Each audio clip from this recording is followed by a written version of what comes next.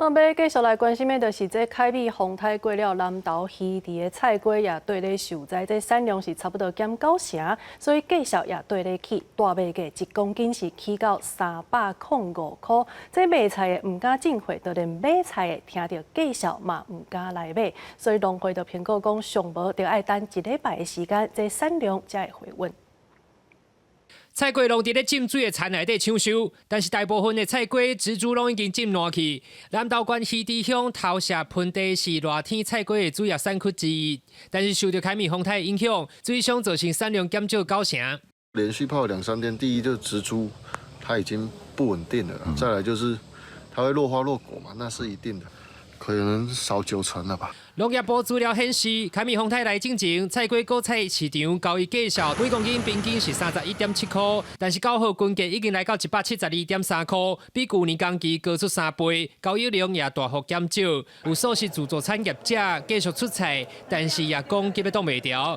批发价10公斤飙到305块的天价，一条菜瓜就要183块。市场摊商立顺价卖进货，消费者也唔敢买。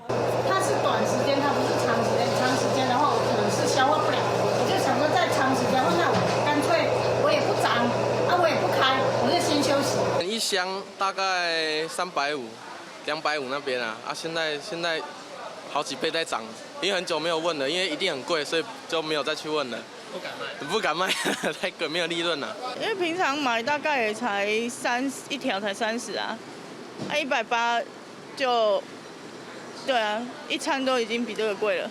稀地乡农会表示，虽然价格来到天价，但是产量低，唔是农民卖，预计要1礼拜了，产量才会回稳。今年的丝瓜的价格最高产到1公斤305元这是在我们北农的价格。那我们也希望说，因为这个虽然有这个价格，但是毕竟现在的产量真的明显降低很多，然后大概会将近在1周左右才能让我们产量再回稳。农会呼吁农民应该要将水上的菜瓜挽掉，避免感染疾病。这几年也陆续辅导菜瓜农栽种更较耐水的接机品种，希望在咧气候变迁之下降低农民的损失。记者台中南投报道。